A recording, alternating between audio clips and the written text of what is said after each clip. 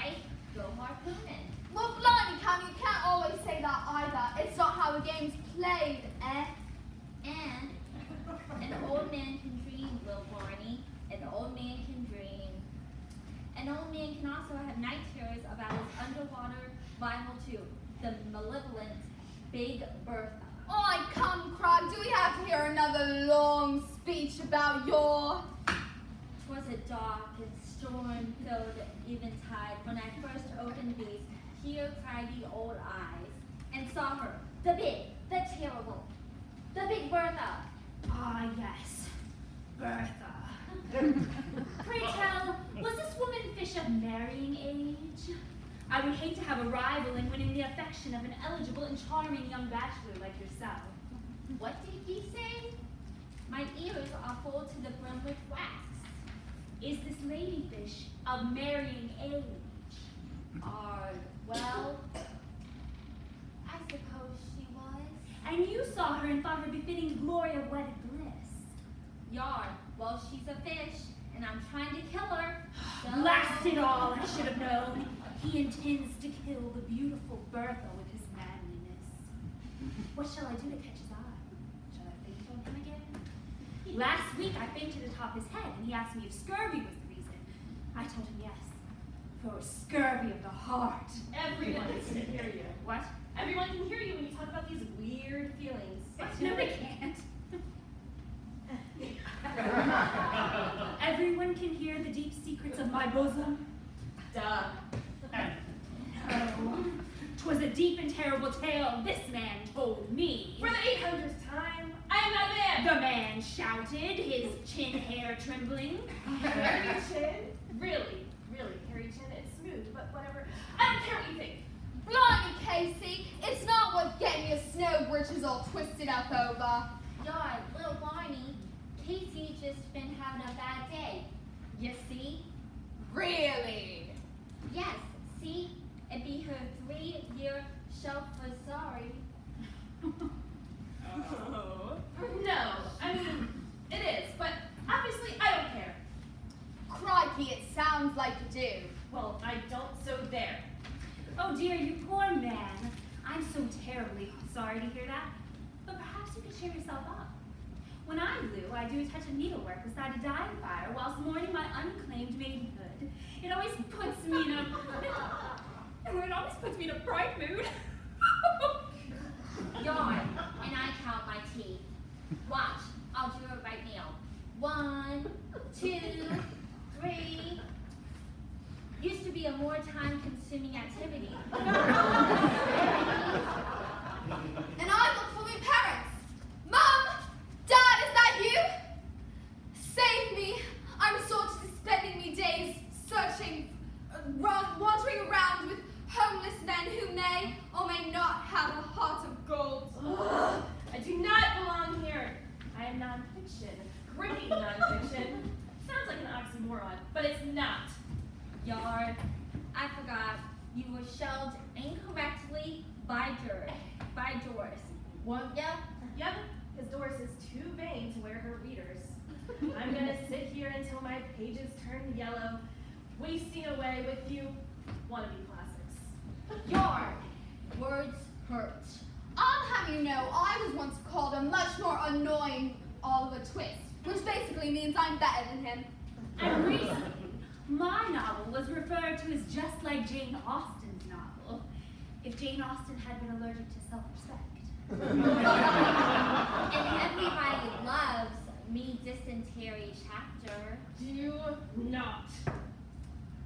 Dysentery be a mighty disease, which occurs when you... We know how dysentery works. We do not need to hear you describe it in your poorly realized prose. You're rude as Big Bertha. When she tries to bite off me leg, she didn't even ask first.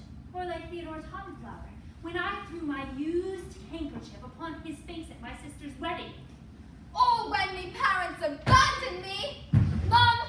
Dad! Is that you? I cannot stand to be here one more second. I have to be checked out. I am dying here. Well, being checked out isn't all it's puffed up to be now, is it? Lottie has a point. last time I got checked out, young fella brought me to school and left me in the bottom of his backpack for 3 weeks. 'Twas full of old beef jerky. Yes, and I myself, I sat in the corner of a bathroom. Oh, the things I saw.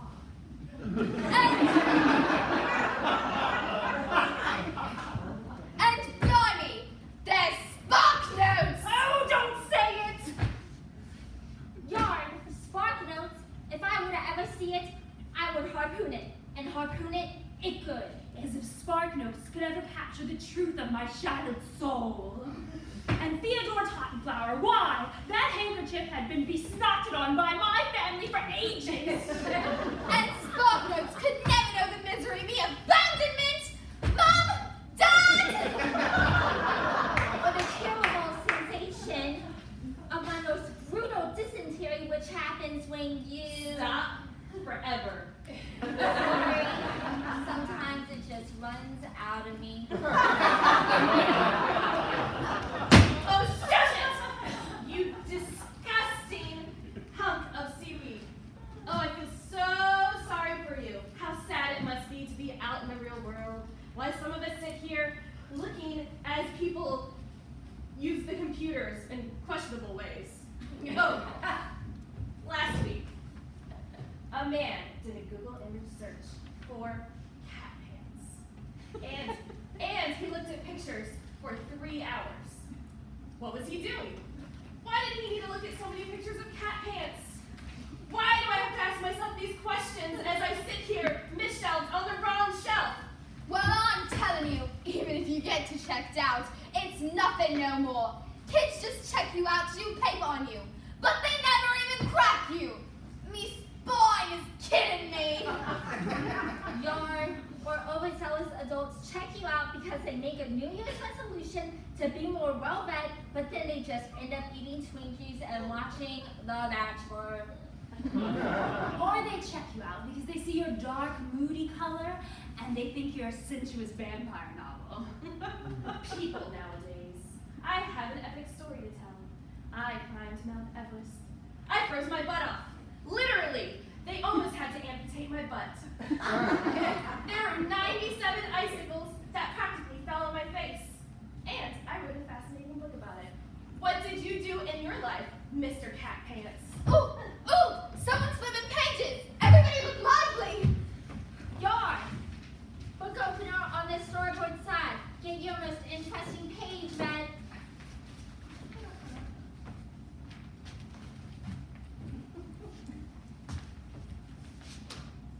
Little Barney sulked down in the alley in his grubby garments. Where we going? He asked with a jaunty tip of his hat. Nowhere you need to know, growled back the ugly old Mr. Cragglebird, his breath reeking of cabbage and old newspaper. Have you seen me, Mom, and me, Dad? Little Barney bellowed as he... Elizabeth sat up, her needlework spilling out of her beautiful lap. Who goes there? She cried, her voice trembling in the most ladylike manner. 'Tis I, said a man. Elizabeth immediately fell rapturously in love and fainted on his face. When she awoke, she again saw that it was a man, and then she fainted again. Yarn, I need another minute alone. Captain Craig bellowed from the John as dysentery ripped through his body yet again. This terrible disease is caused by... It'd been 5 hours since I ate my last ration. Jim had big, strong calves. I reached down to his leg, and I held it up to gnaw on it like it was a drumstick. What are you doing, Jim yelped. Eating sustenance, I yelled in response, and I stuck my teeth in, and I ripped out a piece of... Blimey! Did you meet a man on Mount Everest? No. What? No. I mean, maybe, technically, but no. Yarn, it kind of sounds like you did. No, I didn't. I just took a little bite. It was no big deal. You guys just wouldn't get it. It's a mountain climber thing. I thought it was just a boring book about some dull mountain. But blimey, that's interesting. That was so interesting. Now, was this Jim man, was he an eligible bachelor? And did he enjoy you biting his cat?